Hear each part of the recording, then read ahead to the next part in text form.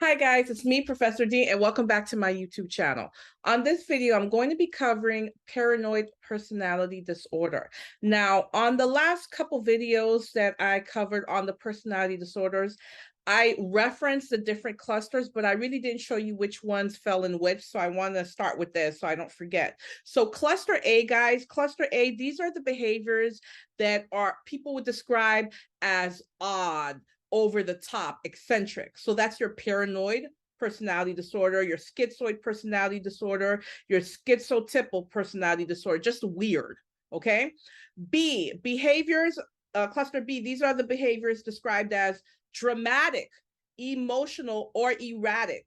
That's your borderline personality disorder, narcissistic, histrionic, and antisocial. And last is your cluster C. These are behaviors of people who seem to be anxious or fearful. That's your avoidant, your dependent, and your obsessive compulsive personality disorders. Okay, now with that out of the way, make sure you guys pause because it's very important that you know which disorders fall under which cluster and which those clusters are. So press pause if you need to take a look. Make sure that you guys know this. Now let's jump over to the paranoid personality disorder. Again, that's part of cluster A. This is going to be a very short video, guys, because the paranoid personality disorder is straight to the point. Let's take a look. It says paranoid personality disorder is characterized, again, every time you see that word characterized or classic or cornerstone or hallmark, pay attention. Okay. It's characterized by a longstanding distrust and suspiciousness of others based on the belief, but it's not supported by evidence. It's based on a belief that is not supported by any evidence, okay? That others want to exploit, harm, or deceive them. Slightly more men than women are diagnosed with this disorder. Relatives of patients with schizophrenia are more frequently affected with this disorder. Let me stop there. So let me talk to you guys about this for a second. When it comes to these psych disorders, if you pay attention, you will see most of them have genetic links. It doesn't mean that if you have a first degree relative, you're going to have it. However, the risk is much higher when there is a genetic link of a first degree relative. And that's across the board when it comes to these psychiatric disorders. A diagnosis of paranoid personality disorder often precedes schizophrenia diagnosis. So before that patient is diagnosed with schizophrenia, and schizophrenia is another disorder I'm going to have to do a video on, but that's when the patient is hearing voices or they're seeing things that are not there, okay? Before they get that diagnosis, most of the time, they're diagnosed with paranoid personality disorder, okay?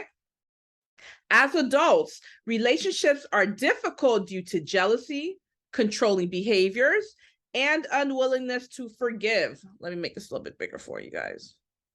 At the beginning of the video, I always think I made it big enough. Then as I go, I realize it's not big enough. All right.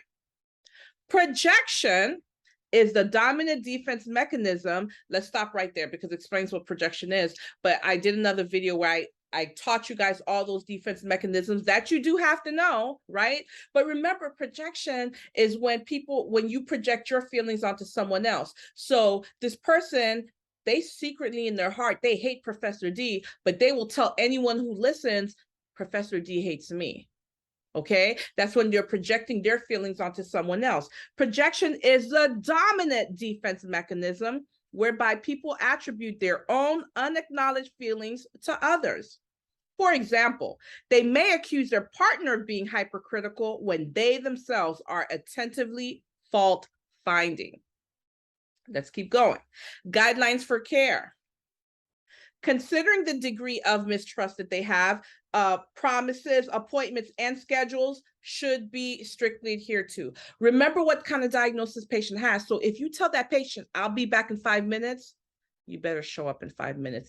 Even if it's to tell them, I'm sorry, it's going to take much longer than I expected. I'm going to have to extend it, but make sure you keep those appointments, because if you do not, all you're doing is reinforcing those negative and paranoid thoughts that they had to begin with.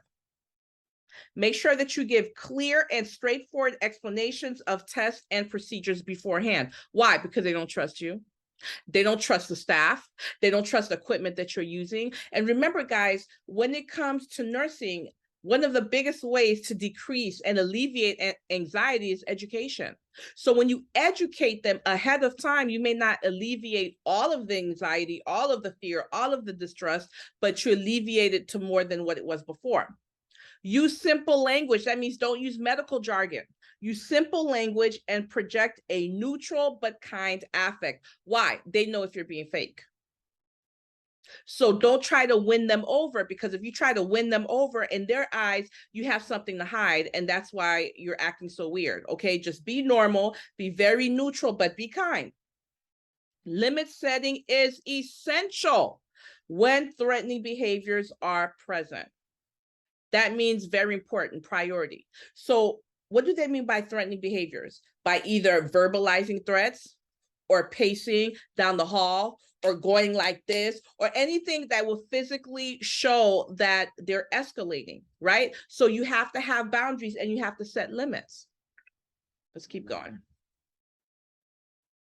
Paranoid people are difficult to interview because they're reluctant to share information about themselves for fear that the information will be used against them. Psychotherapy is the first line treatment for paranoid personality disorder. Remember, what did I tell you about that word first line?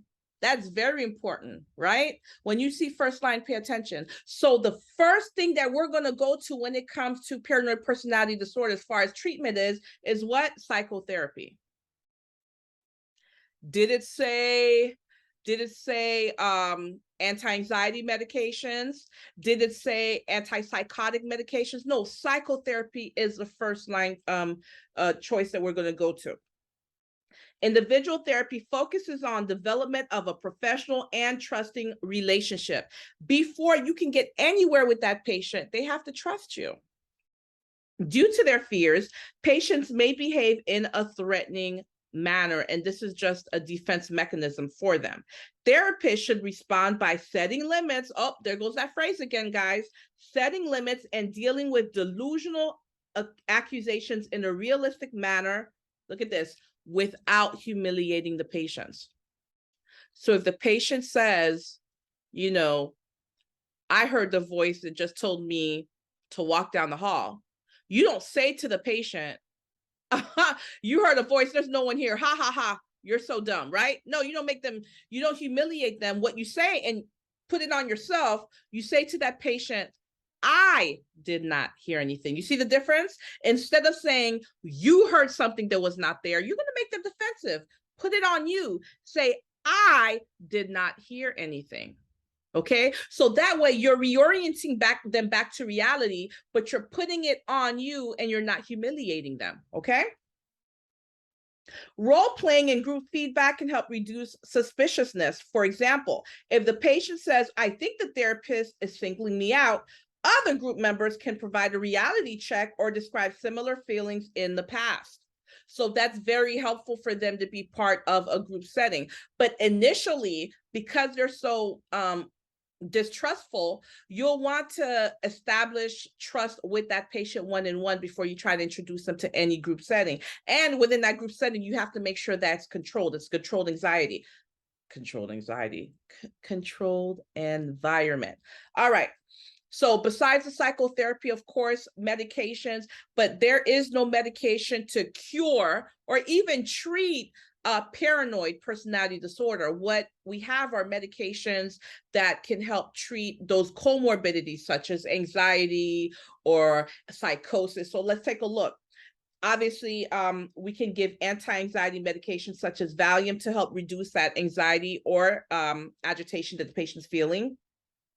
If they're having severe agitation or delusions, then we can give them an antipsychotic such as Haldol, or they can get a first generation antipsychotics and antipsychotic such as Orip. And guys, that is your paranoid personality disorder in a nutshell. Remember, usually before a patient is diagnosed with schizophrenia, they usually get this diagnosis first. So the next video on personality disorders that I do will be on schizoid personality disorder. That's going to be next. So guys, this was a short video, but it was straight to the point. Let me know what you thought about this video. Let me know what you'd like to see me cover next or in the next videos. Don't forget, I have audio lessons available for you on my website, nexusnursinginstitute.com. Every Sunday, 1 p.m. Eastern Standard Time, I have a new video released where I cover questions, and you guys can catch me almost daily covering different types of questions on my other social media platforms such as TikTok, Instagram, and Facebook. Thank you so much for watching this video, and you guys will catch me on the next video.